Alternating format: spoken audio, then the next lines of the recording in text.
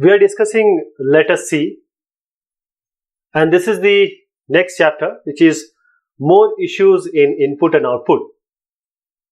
We have already seen about the console input output and the file input output, but there are more things which helps our input output operations to look more elegant. ARGC and ARGV. This is argument count and these are argument variable. So if we have a program, say copy of one file content to another copy. So what we did, we first wrote the program, compile it, execute it.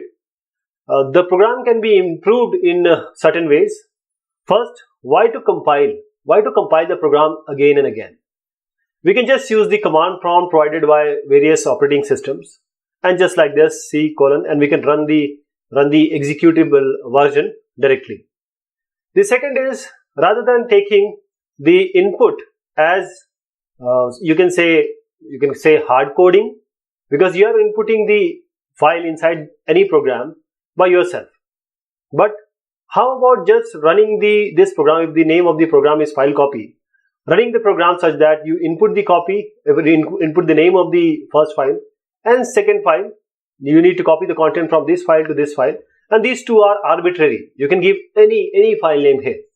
So this is how we can improve the program. So how to get these things done?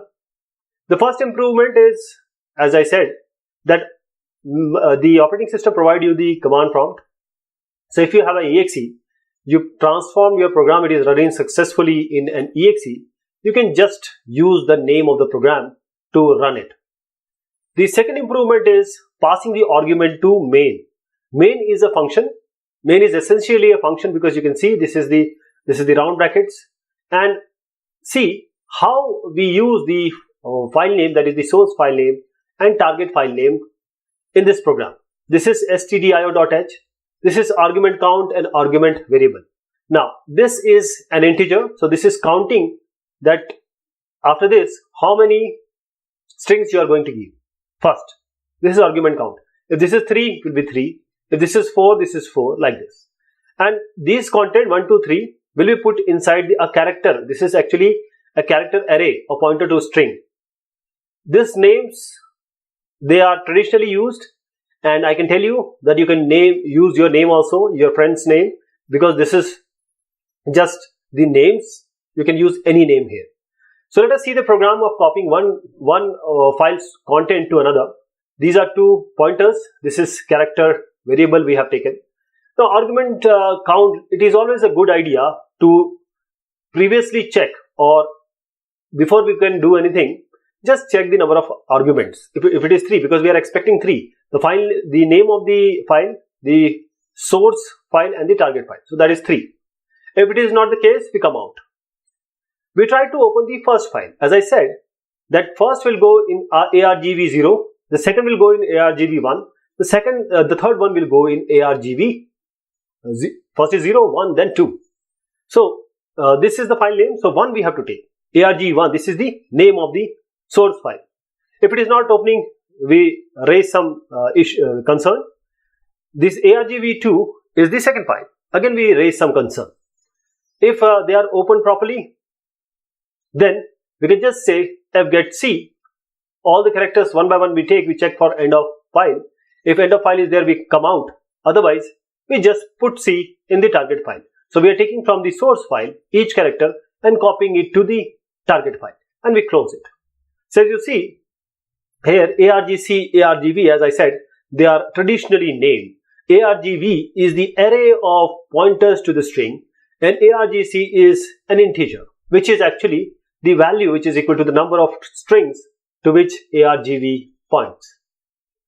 This program entirely depends on main, because you are running main. That is why you are able to run it on the command prompt. ARGV0 is the name of the file, ARG1 is the next string, that is the source file, and so on and so forth. This ARGC is the number of strings which you are going to give in command line. In this case, 1, 2, 3. So there are 3. Argument count will be 3. And the first 0, that is ARGV0, is the name of the file, or name of the C file you are going to run. This is the exe version. ARG1 is the first file, the source file, and this is the target file. So we are passing the arguments. As I said, whenever we are passing, it is always a good idea or a habit to essentially check the number of arguments. That is why we are checking here. Argument count is not equal to 3. We say improper number of arguments. And other things remain the same. So what we got? There is no need to recompile the program again and again. You can just use the command prompt. Then we are able to pass the source file and target file name or any other content in main by ourselves. Rather than giving it inside and fixing it inside the program, let us do it by ourselves. Arbitrary file names can be given. There is one more thing. We have used an indefinite while loop. Now you can use the compact form. How? While you are getting fgetC from source file to ch, ch is checked for end of file, and if it is not end of file, you just put the character one by one in the target file. So we are not using indefinite loop or a break statement, right? The first this fgetCFS gets the character from the file and it's just assigned to the character. Character is compared with end of file. Please remember, it is necessary to put this inside a round bracket, inside a parenthesis. Otherwise, the idea of this command will change. There is another way of writing the while loop. This is how while. This is not FEOF. This is very important. FEOF. So while not FEOF, FS, you are getting the content from the source file and putting it in the target file. This FEOF is a macro which returns a 0 if end of file is not reached. So it returns 0, not reached. So this not operator is used to negate this 0 to the truth value. So not of anything other than 0, say 5, or when the end of the file is reached, this FEOF returns a non-zero value, and this not will make it to 0, and the condition is going to evaluate to the false, and the while loop get terminated.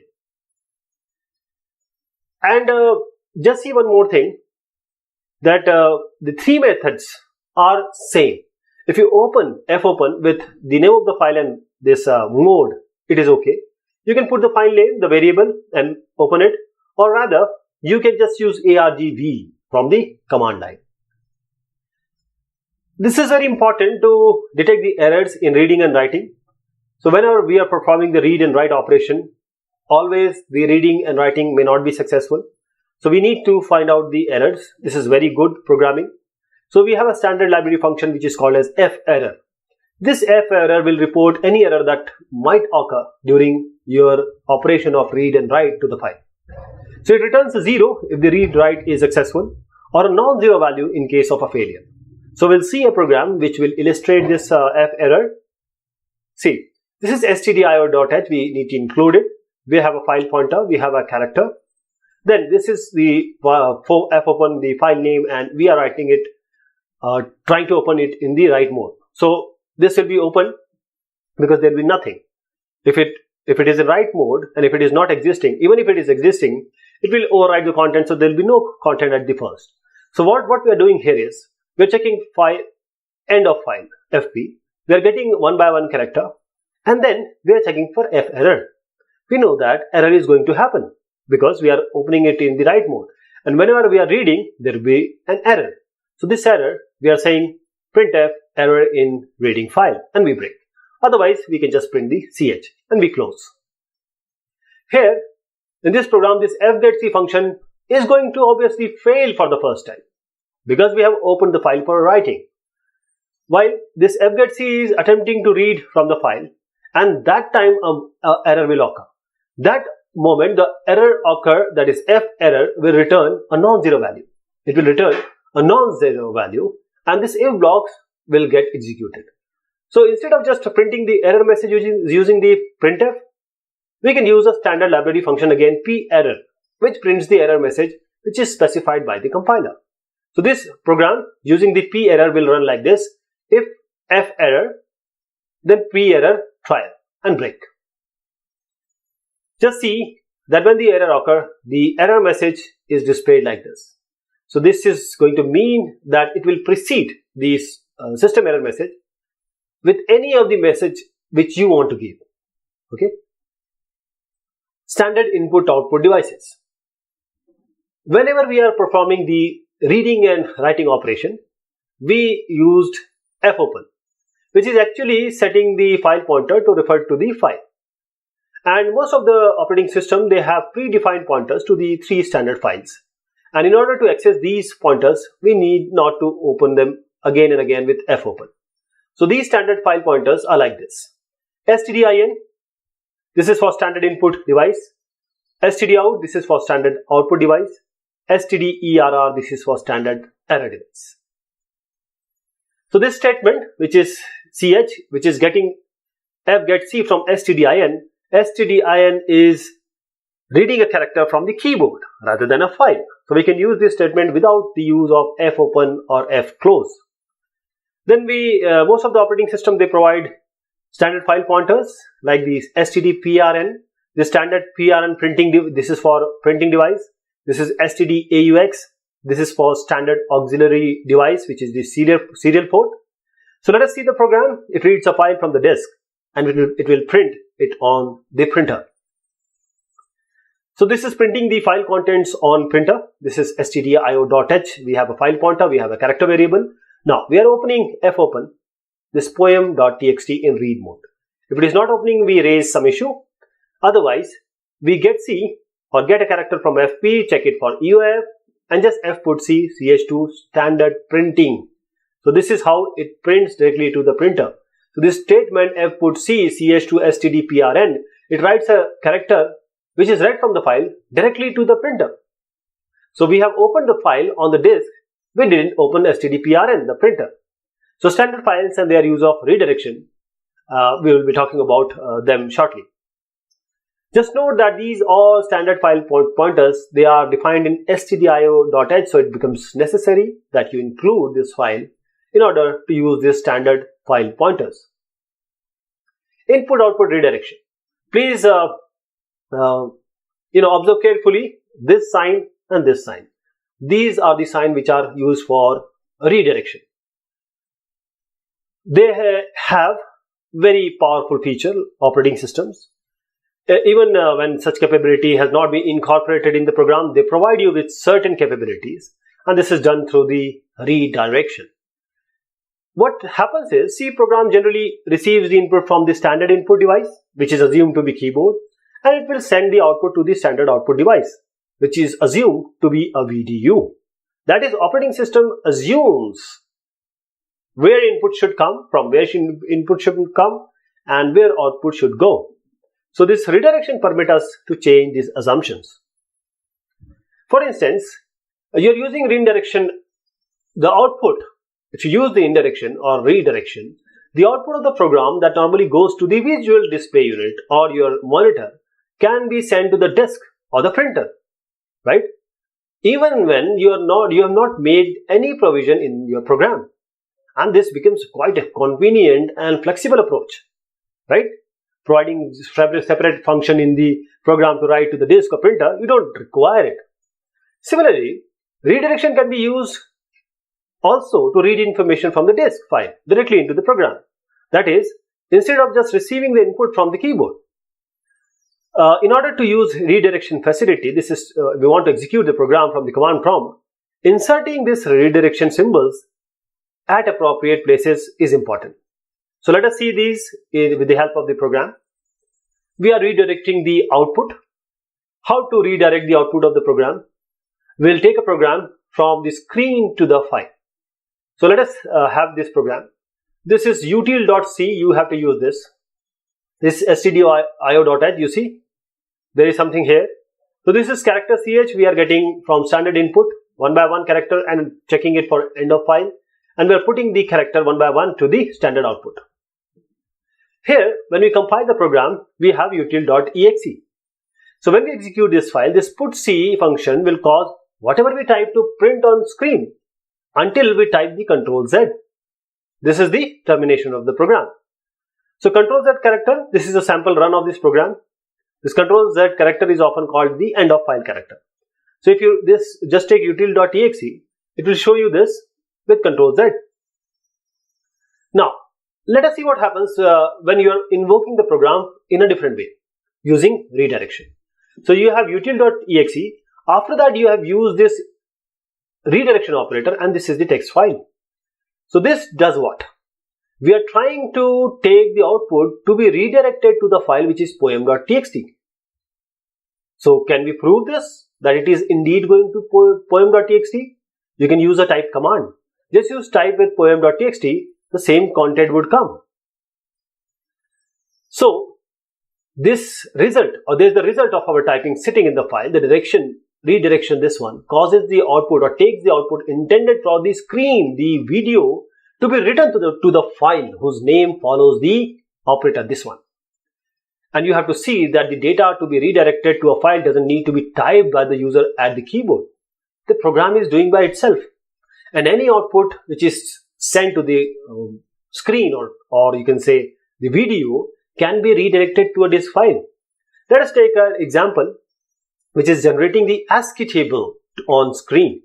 So this is ASCII.c we have made. This is a character variable, and from 0 to 255 CH++, we are just printing CH, and this in the integer form, the ASCII form, and this is the symbol. So when we execute this program, or when we compile this program and execute it, we use it using the redirection operator. This is ASCII.exe. Now we are using this redirection operator, and we have table.txt. So the output is written to this file, and you can just capture the output in a file rather than just displaying it on the screen. How helpful is this? So there are various pre-definition from the operating system, the number of file names for its own use. One is PRN. This is standing for the printer. So now you can output or you can redirect to the printer by using the file name. So if you invoke this ASCII.exe, which we have just seen, like this, ASCII.exe, and you use this redirection operator with PRN, the ASCII table will be printed to the printer. Now how to redirect the input? So we can also redirect input to the program. So instead of just reading the character from the keyboard, a program reads it from the file. So let us see how it is done. So in order to redirect the input, we need to have a file containing something which is to be displayed. Some content has to be there. So suppose we have a file called this, and it contains some lines. So we'll assume that using some text editor, we have placed content inside this, and we use this now in this input, this operator before the file. So we have this C util.exe. Now this is the operator before new poem.txt, and this content will be shown. So the lines are printed on the screen with no further effort on our part, and this using the redirection, we have made our util.c or util.exe perform the command function, which is the type command, because it is showing the content. You want to use the redirection operator inputting and outputting, you can use them together. So redirection of input and output can be used together. The input from the program can come from file via redirection at the same time, and the output also can be redirected to a file, and this program is called as a filter. Let us see a command. This is our program util. This is new poem.txt. So you are taking the content of new poem.txt and transferring it to poetry.txt. So in this, the program received the redirected input from the file which is pointed by this one, instead of just sending it to the output or a video, and it would redirect to the poetry.txt. And we can also send the contents of file this one to the printer. How? Take the content in the util and transfer it to the PRN. So we can use the multiple redirection, but don't try to send output to the same file from which you are receiving input. Why? This is because the output file is erased before it's written to. So by the time you are trying to receive the input from the file, it is already erased. So this is a very powerful tool for developing the utility programs, especially if you are dealing with data, examining and altering the data in the file. So this redirection is a very good idea to establish relationship between a program and a file. There is one more operator that can be used to relate to programs directly, which is the pipe operator, right? So that we can output one which is fed directly into another, and with no files at all involved in between. This is the piping, and this is the operator we use. This is called the pipe. So let us summarize what we have seen. We can pass the parameters to the program at command line using the concept of command line arguments. The command line argument argv contains the value passed to the argument. This is an array, string array pointer, or the character array pointer to the string. This argc contains number of arguments, and we can use the standard file printer. This is stdin to take input from the standard input device like the keyboard, and we can use this stdout standard file pointer to send output to the standard output device such as your screen or a monitor. We can use stdprn or stdaux, these are the standard file pointer, to interact with the printer and auxiliary devices. Redirection, these operators, less than and greater than, this allows the program to read from or write the files at the command prompt. These are the operators which are called as redirection operators. So this is the discussion about this chapter. Thank you so much and take care of yourself.